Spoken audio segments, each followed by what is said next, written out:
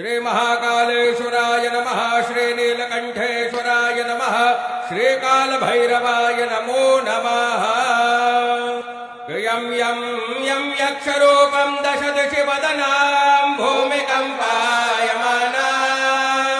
सं सं संहारमूर्तिं शिरमुकुटजटा शेखरां चन्द्रबिम्बां दं दं दं दीर्घकेशं विकृतनखमुखां चोर्ध्वरेखा पंपापनाशं प्रणत पशुपतिं भैरवां क्षेत्रपाला।